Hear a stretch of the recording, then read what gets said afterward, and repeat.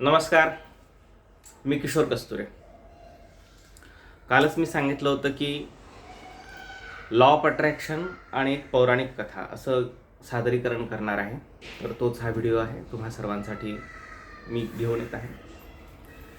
मी स्वतः reiki grandmaster, वास्तुतज्ञ, past life regressor, spiritual healer आहे. त्यामुळे पौराणिक कथा, त्याच्यातील मतितार्थ आणि आज जे काही पाश्चिमात्य देशांनी लॉ ऑफ अट्रॅक्शन म्हणून आपल्यापुढे विषय मांडलेला आहे, खूप चांगला विषय आहे खरं तर. म्हणजे ज्यांना पौराणिक कथा वगैरे नाही माहिती त्यांच्यासाठी ते खूप चांगलं आहे. पण लॉ ऑफ अट्रॅक्शन हा निसर्गाचा नियम आहे. म्हणजे हे जे युनिव्हर्स आहे हे कॉस्मिक किचन आहे. तुम्ही त्याला जे मागाल ते तुमच्यासमोर येणार. म्हणजे तुम्ही ज्या पद्धतीनं हॉटेलमध्ये जाता आणि जी डिश तुम्ही मागवणार तीच डिश तुमच्यासमोर येते. हल्ली तुम्ही सगळेजण, आणखीन एक चांगला उदाहरण देतो की तुम्ही सगळेजण यूट्यूब, गुगल वापरत करता. तुम्ही कधीतरी बघितलं का की एखाद्या गोष्टीचं तुम्ही सर्चिंग करता आणि नंतर तत्संबंधीच अनेक गोष्टी तुमच्या पुढ्यात मांडल्या जातात. म्हणजे तुम्ही एक शोधायला गेलात तर त्यासंबंधितच अनेक ॲडव्हर्टायझिंग, अनेक गोष्टी तुमच्या पुढ्यात गुगल मांडतो. आता ते त्यांचं काम करण्याची पद्धत आहे. मात्र लॉ ऑफ अट्रॅक्शन समजण्यासाठी मी तुम्हाला हे सांगितलेलं आहे, याच्या पलीकडे काही नाही. तर लॉ ऑफ अट्रॅक्शन म्हणजे काय, तर तुम्हाला जे हवं आहे ते योग्य रीतीनं मांडा, ते तुम्हाला मिळणार आहे. आता तुम्ही अगदी काहीही मागाल तर अशक्य असतं की आपला आवाका, आपलं ज्ञान, ह्या सगळ्या गोष्टींचा अनुभव घेऊन त्या गोष्टी तुम्हाला मागायच्या असतात, त्या आवाजून तुम्हाला मिळतात. म्हणजे उद्या असं नको व्हायला, अरे बाबा लॉ ऑफ अट्रॅक्शन काम करतं तर मग मला ऐश्वर्याशी लग्न करायचं आहे. तर नाही, ते पॉसिबल नाही आहे. म्हणजे जी शक्यता आहे ते तुम्हाला मागायचं आहे. निसर्ग देताना भरभरून देत असतो. म्हणजे त्यानं पाणीसुद्धा निर्माण केलं तर इतकं केलं की जगाला पुरतं. तदनंतर जमीन इतकी आहे, एक वृक्ष आहे. एखादं जर बीज तुम्ही लावता तर त्या बीजामधून एका वृक्षाची निर्मिती होते. त्या वृक्षाला अनेक परत फळं लागतात आणि त्या फळाच्या प्रत्येक बीजमध्ये परत कोट्यावधी वृक्ष असतात. हे भगवद्गीतेमध्ये भगवान श्रीकृष्णांनी पण सांगितलेलं आहे. हे उदाहरणच मुळात भगवान श्रीकृष्णांनी सांगितलेल्या भगवद्गीतेमधलं आहे. तर आता मी एका पौराणिक कथाकडे वळतो आणि लॉ ऑफ अट्रॅक्शनची त्याची काय सांगड आहे की आपल्याकडे, आपल्या भारत देशामध्ये जे की अध्यात्माचं केंद्र आहे, अध्यात्माची खरी मातृभूमी, जनकभूमी ही आपलीच आहे. आणि सगळ्या गोष्टी ज्या आहेत त्या आपल्या शास्त्रांमध्ये, पुराणांमध्ये आधीपासून आहेत. तर लॉ ऑफ अट्रॅक्शन नेमका कधीपासून आहे आणि कसा आहे, तर अग्निपुराणामध्ये एक कथा आहे. तर ती कथा अशी आहे की एकदा भगवान शिवशंकरांचं एका अधकासुर नावाच्या राक्षसाशी युद्ध झालं. आणि ही युद्ध बरीच दिवस चालली, जवळपास 6 महिने. मी देवांचे 6 महिने म्हणतो. म्हणजे आपलं उत्तरायण म्हणजे देवांचा दिवस आणि दक्षिणायन म्हणजे देवांची रात्र, अशी एक कालगणना मानली जाते. ह्याच्यावरती पण कधीतरी आपण वेगळं बोलूया. तर असं 6 महिने ते त्या दोघांचं युद्ध चाललं आणि शेवटी काय झालं, तर भगवान शिवशंकराला थकल्यामुळे घाम आला आणि तो जो घाम आहे त्यांच्या अशा जटांमधून बाहेर आला, थोडासा असा आला आणि तिसऱ्या डोळ्याला स्पर्श होऊन तो जमिनीवरती पडला. जसा तो गर्भबिंदू जमिनीवरती पडला, त्याच्यातून एका महाकाय विशाल असुराची, मी मुद्दाम असुरा शब्द वापरतो, असुराची निर्मिती झालेली आहे. आणि नंतर अधकासुराचा पराजय वगैरे झाला, त्या सगळ्या घटना घडल्यात. पण हा जो महाकाय असुर, महाकाय पुरुष जो जन्माला आला होता तो देवापासून निर्माण झाला होता म्हणून थोडासा चांगला होता. मात्र असुर होता, घामापासून निर्माण झाला होता म्हणून काही वाईट सवयी पण होत्या. मग चांगल्या सवयी काय होत्या, तर ह्याला जर कोणीही येऊन विचारलं की हो माझं काम होईल का, मला अशी अशी इच्छा आहे ती पूर्ण होईल का, तर हा हो म्हणायचा. हा नाही हा शब्द कधीच उच्चारायचा नाही. दुसरी सवय काय होती, ती थोडीशी विचित्र होती. तर ती होती आळशीपणाची. आळशी होता आणि खादाड होता. झोपायला अतिशय आवडायचं. म्हणजे सदोतीत ह्याला जर सांगितलं की तू झोपून राहा, झोपूनच राहणार. तर अशा प्रकारचा हा जो काही असुर आहे, तर एक दिवस याने विचार केला की म्हणे मला झोपायला आवडते आणि खायला आवडते, माझ्याकडे दुसरं काही काम सुद्धा नाही आहे, तर मी काय करायला पाहिजे. तर म्हणून त्यानं विचार केला की मी एक काम करतो, एकदाच काहीतरी भरपूर खातो आणि नंतर कायमस्वरूपी झोपून राहतो. मग आता खायचं काय, की असं काहीतरी खायला पाहिजे की ज्याने माझं पोट कायमस्वरूपासाठी भरलेलं पाहिजे. त्याने पहिला विचार केला, मी पृथ्वी खाणार. बघा, आता संकट कुणावर आलं? मानवावर. नंतर त्याने विचार केला की फक्त पृथ्वी खाऊन काय होणार आहे माझे? पाताळ लोक पण खाणार. म्हणजे आता संकट कुणावर आलं? पाताळात दैत्य राहतात, राक्षस राहतात, राक्षसांवरती पण संकट आलं. म्हणे पाताळ लोक खाऊन काय होणार आहे? म्हणे मी स्वर्ग पण खाऊन टाकणार. थोडक्यात काय तर तिन्ही लोक गिळंकृत करायचे आणि कुठेतरी आकाशात असं स्वतःला झोपून द्यायचं, झोपून राहायचं कायम स्वरूपासाठी. म्हणजे पोट पूर्ण भरलं. मग मानव जो पृथ्वीवरती राहतो तर अशा पुरुषाशी सामना करू शकतो का, की जो पृथ्वीच गिळू शकतो? नाही. मग आता राहिलेत कोण? दोन घटक, एक राक्षस आणि एक देव. त्यावेळेस त्या दोघांनी एकत्र राहिलेत. त्यांनी सांगितलं की म्हणे काही झालं तरी आपण सावत्र भाऊ आहोत, म्हणे आपण एकमेकांना समजून घ्यायला पाहिजे, आपल्या दोघांवरती आता संकट आलं. मग इंद्राने त्याला थांबवलं आकाशमार्गामध्ये. सगळे राक्षस होते, काही देव होते, त्याच्याशी चर्चा केली. आणि असं करू नकोस म्हणे, ह्याने सृष्टीचं संतुलन बिघडणार आहे. तर तो मला काय द्यायचं, मला माझी भूक होण्याशी संबंध आहे म्हणे माझा. तर इंद्र म्हणे एक काम कर, तुला काय आवडतं ते सांग, मी तुला ते देईन. तर त्यावेळी तुम्हाला ठीक आहे. तो इंद्र म्हणे सांग काय हवंय, काय आवडतं तुला? तर तो पटकन म्हणाला, मला खायला आणि झोपायला आवडतं. इंद्र म्हणे अरे मी देवांचा राजा आहे, मला मागून मागून काय मागितलं ह्यानं? तर इंद्रांना राग आला. इंद्राने त्याच्यावरती वज्राचा प्रहार केला. आणि जसा वज्राचा प्रहार केला तर तो पृथ्वीवरती पालथा पडला. तर पृथ्वीच्या ईशान्य कोपऱ्यात त्याचं डोकं गेलं. पृथ्वीच्या ईशान्य कोपऱ्यात त्याचं डोकं गेलं आणि नैऋत्य कोपऱ्यामध्ये त्याचं पाय गेले आणि हात असे दोन्ही बाजूने. तो एवढा विशाल काय होता की सगळी पृथ्वी त्याने एकट्याने व्याप्त केली.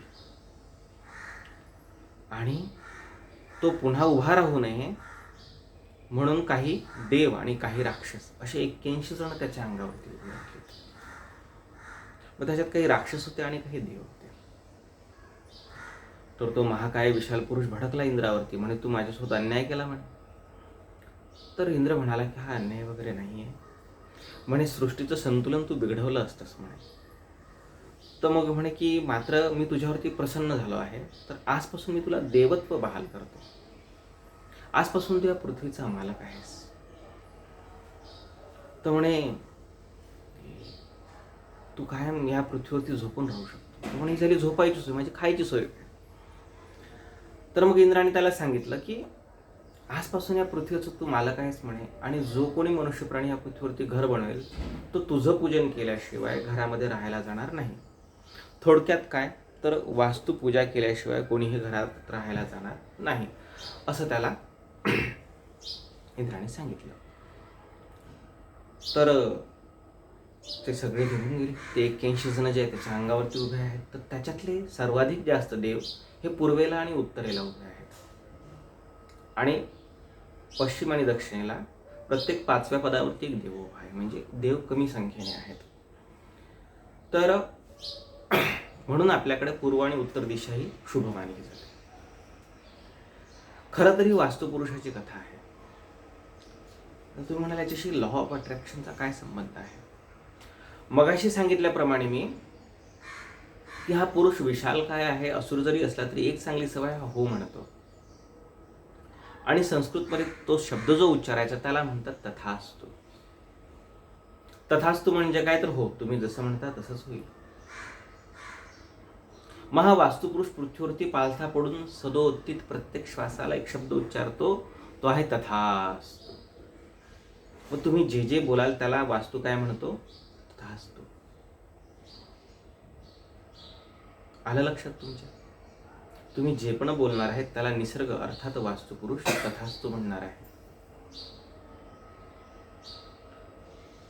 तर तुम्ही घरामध्ये जर काही नकारात्मक बोललात तर वास्तुपुरुष हे नाही म्हणणार की अरे हे नको व्हायला, याच्या विरोधी व्हायला पाहिजे, म्हणजे सकारात्मक नाही. त्याला काहीही घेणं देणं नाही. तुम्ही जे मागितलं ते तो देणार आहे. तुम्हाला म्हणजे हा घराचा नियम झाला. बाहेर पडल्यानंतर काय, मगाशी सांगितल्याप्रमाणे तो पृथ्वीवरती पालथा पडलेला आहे आणि सदोदित कुठला शब्द उच्चारतोय? तथास्तु. म्हणून आवर्जून बोलताना संयमपूर्वक बोला. तर ही जी कथा आहे, ही कथा लॉ ऑफ अट्रॅक्शनचीच आहे आणि आपण कितीतरी हजारो वर्षांपूर्वी कथा आपल्या अग्निपुराणात आहे. आता या कथेमध्ये काही ठिकाणी ब्रह्मदेव उच्चारला जातो की ब्रह्मदेवाने त्याला वरदान दिलं, इंद्राने. वरदान कुणी दिलं ह्यालाच महत्त्व नाही आहे. ह्या कथेच्या मतितार्थाला अतिशय महत्त्व आहे की तुम्ही शब्द जपून वापरायचे आहेत. तुम्हाला काय हवं आहे ते बोलत राहा, काय नको आहे ते अजिबात बोलू नका. तर नेमका घोळ आपला कुठे होतो बोलत असताना? आणखी एक छोटीशी कथा सांगतो. विष्णूंनी एक मायानग निर्माण केली एकदा नारदांची परीक्षा घेण्यासाठी. आणि नारदांची परीक्षा घेण्यासाठी ती निर्माण केली आणि तेथे लक्ष्मी त्या राज्याची राजकुमारी होती. आणि ती अतिशय रूपवान होती राजकुमारी. तिला विवाह करायचा होता आणि तिने नेमके नारदांनाच तिने विचारलं की नारदाला सांगितलं तिने की मला अशा व्यक्तीशी विवाह करायचा जो श्रीहरीसारखा दिसतो. तर नारदांना ती प्रचंड आवडली होती. नारदांच्या मनामध्ये ब्रह्मचर्य सोडून सांसारिक बनण्याचा विचार सुरू होता. नारद भगवान विष्णूंकडे गेले, नारायण नारायण करीत, आणि सांगितलं, म्हणे देवा नारायणा, मला आता हे सगळं सोडून द्यायचं आहे, संन्यास वगैरे, आणि मला संसारात पदार्पण करायचं आहे. मला तुम्ही हरीसारखं बनवा. विष्णू म्हणाले, नारदा मी तुझी इच्छा पूर्ण करेन, पण परत एकदा विचार कर, तुला हरीसारखंच बनायचं आहे का? तर तो म्हणाला, हो मला हरीसारखं बनवा. विष्णू म्हणतात, बघ नंतर मला काही बोलायचं नाही, दोष द्यायचा नाही. म्हणे त्या दोष देण्याचा काय, मला हरीसारखं मुख हवंय, म्हणे मला हरीसारखं मुख द्या. विष्णूंनी परत एकदा हसलेत, म्हणत बघ तू काय मागतोयस, तुझाच विचार कर. नारदांना त्या राजकुमारीचं जी भगवंताच्या मायाने निर्माण झाली होती तिचा इतका मोह पडला होता की त्यालाच कळत नव्हतं की मी काय मागतो. भगवाननी सांगितलं, तथास्तु, हरकत नाही, मी तुला हरिमुखासारखा बनवतो. आणि नेमकं त्या राजकुमारीचं स्वयंवर होतं. त्या स्वयंवरात जाऊन नारद हजर झाले आणि नारदांना बघताबरोबर सगळे लोक हसायला लागले, तिथे उपस्थित असले राजकुमार, राजे वगैरे सगळे. आणि नारदांना वाटलं, अरे हे काय असतात मूर्खार्थी, मी तर हरिमुख घेऊन आलेलो आहे आणि राजकुमारी माझ्याशीच विवाह करणार आहे. पण झालं असं की राजकुमारी सुद्धा नारदांना बघून हसायला लागली. ती हार घेऊन सगळ्यांकडे वरमाला घेऊन अशी फिरायला लागली, पण कोणीच तिला हरिमुखासारखं दिसायचं नाही.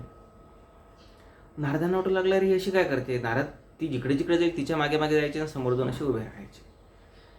तर ती पण हसायला लागली. आणि मग तेवढ्यात काय होते की तिथे भगवान श्री विष्णू स्वतः प्रकट होतात आणि ती राजकुमारी भगवान विष्णूंच्या गळ्यामध्ये माला घालते, वरमाला घालते. नारद क्रोधायमान होतात, म्हणतात, हे काय, तू हरिमुख ज्याचा आहे त्याच्याशी लग्न करणार होतीस ना? ती म्हणाली, नाही, श्री हरिमुख ज्याचा आहे त्याच्याशी मी लग्न करणार होतो. मग नारदांनी स्वतःचा चेहरा जेव्हा बघितला तर तो माकडासारखा होता, वानरासारखा होता. नारद भयंकर संतापले. विष्णूंना म्हणाले, हे काय केलं मी, तुम्हाला तुमच्यासारखं मुख मागितलं होतं. म्हणे, नारदा आठव, मी तुला बोललो होतो की तू पुन्हा एकदा विचार कर, तुला हरीसारखंच मुख हवं आहे का? तर तू हो म्हणत होतास. मी हसत होतो. तू एकदा तरी बोललास तुमच्यासारखं हवं, तू एकदा तरी म्हणालास श्रीहरीसारखं हवं, तर नाही, तू वारंवार सांगत होतास मला हरिमुख हवंय, आणि हरी म्हणजे वानर. त्यावेळेस मात्र नारद तरीही दुःखी झाले होते. त्यांच्या भगवंताची माया लक्षात आली नाही आणि त्यांनी भगवंताला शाप दिला की तुम्हाला सुद्धा एखाद्या जन्मामध्ये पत्नी वियोग होईल आणि तुम्हाला वानरांची सहायता घेऊन तुमच्या पत्नीला बंधमुक्त करावं लागेल. आणि तो शाप भगवंतांनी श्रीरामाच्या अवतारांमध्ये स्वीकारला आणि त्याची पूर्तता केली.